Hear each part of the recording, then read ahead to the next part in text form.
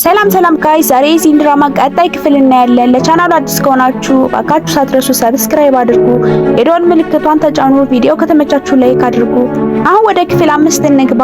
በመጀመሪያ ላይ ጀግኒት ሌሊቱ ሙሉ እንቅልፋታ ያሰበች ነው። ያቺ ሴት የሴት ጓደኛው እንደሆነች ነገረችኝ። በእውነት ይዋደዳሉ የሚለው ጥያቄ በአእምሯ እየተመላለሰ ሰላም አጣለች። ጀግኒት ሆይ አንቺ አይደለሽ እንዴ ግንኙነታችን አብቆታል ያልሽው?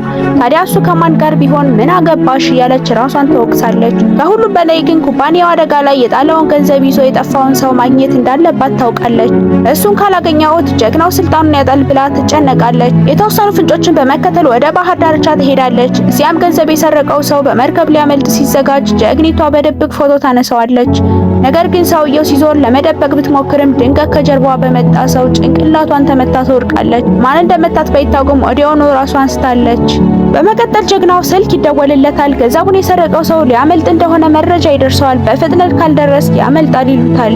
ጀግናው በደረሰው መረጃ መሰረት ወደ ባህር ዳርቻው ይሄዳል።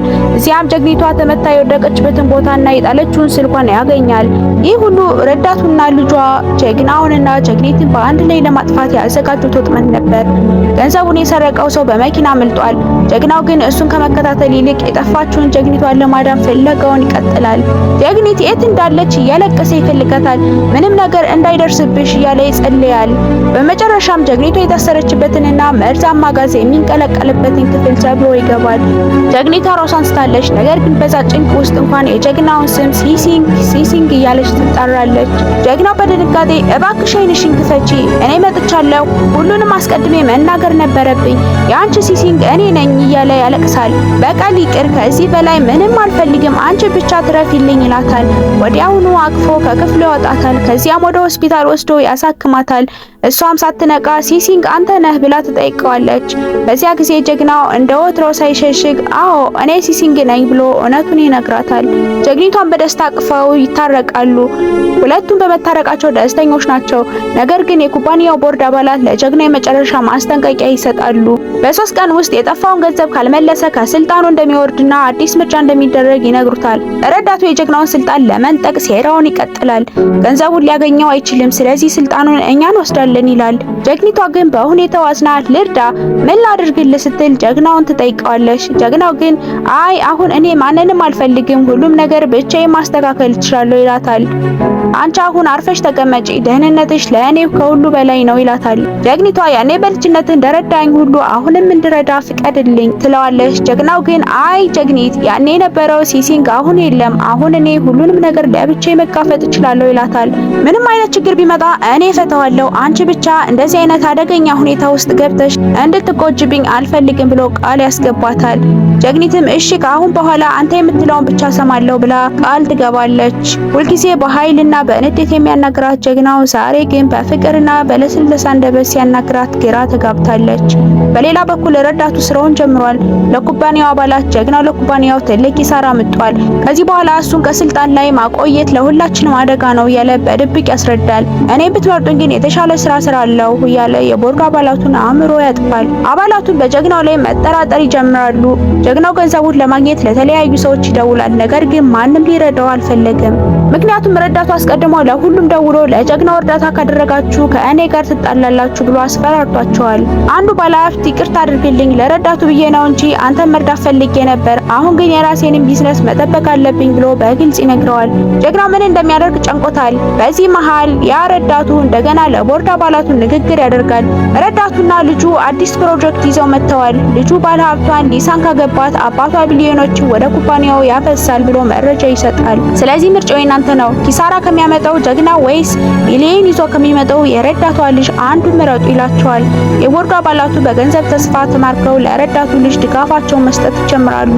ይህ ስብሰባ እየተካሄደ ያለ ሊሳ ወደ ጀግናው ቢሮ ትመጣለች።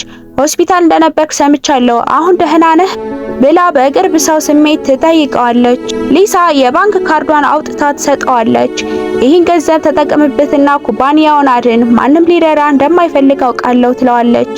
ጀግናው ግን አይ ሊሳ፣ ይሄን ገንዘብ ከወሰድኩኝ አባትሽ እንድንጋባ እንደሚያስገድዱኝ ያውቃለሁ። እኔ ደግሞ በፍላጎቴ እንጂ በገንዘብ መጋባት አልፈልግም ይላታል።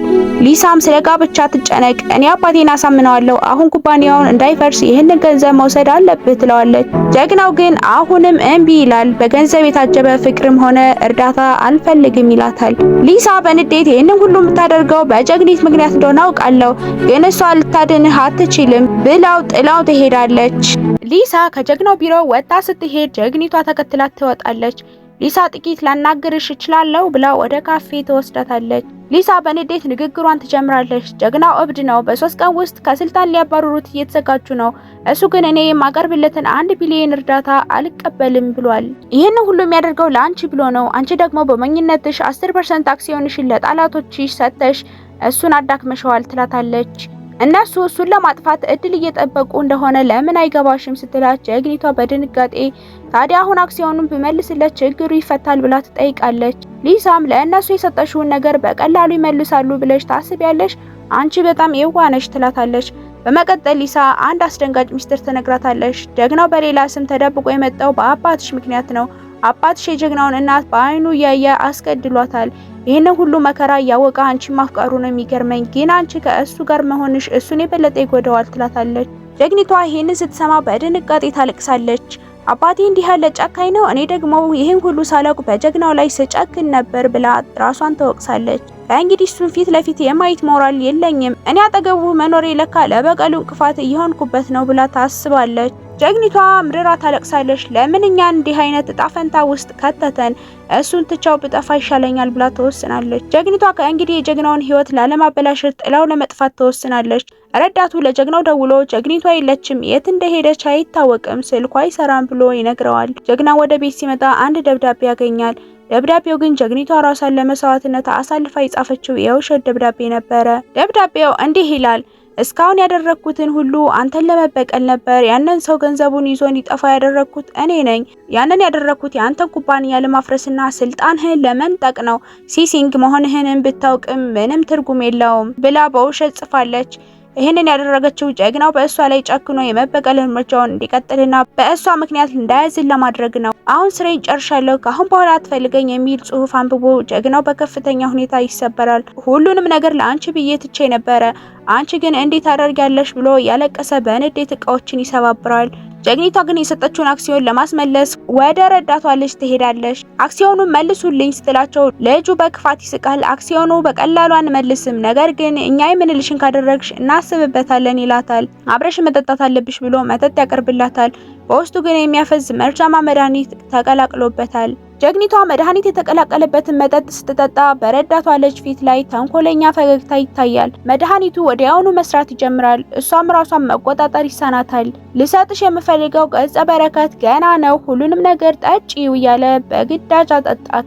ጀግኒቷን በጣም ደክማታል። ለመቆም እንኳን አቅም አጥታለች። ጀግኒቷ ራሷን ስታ ልትወርቅ ስትል የረዳቱ ልጅ ዛሬ የምትሄጅበት ቦታ የለም ብሎ በክፋት ይይዛታል። አባትሽ በነበረበት ጊዜ ከአንቺ ጋር መሆን እፈልግ ነበር፣ ነገር ግን እሱ ይቃወመኝ ነበር። አሁን ግን የሚጠይቀኝ የለም፣ ጀግናውን ቢሆን ሊያድንሽ አይመጣም ይላታል።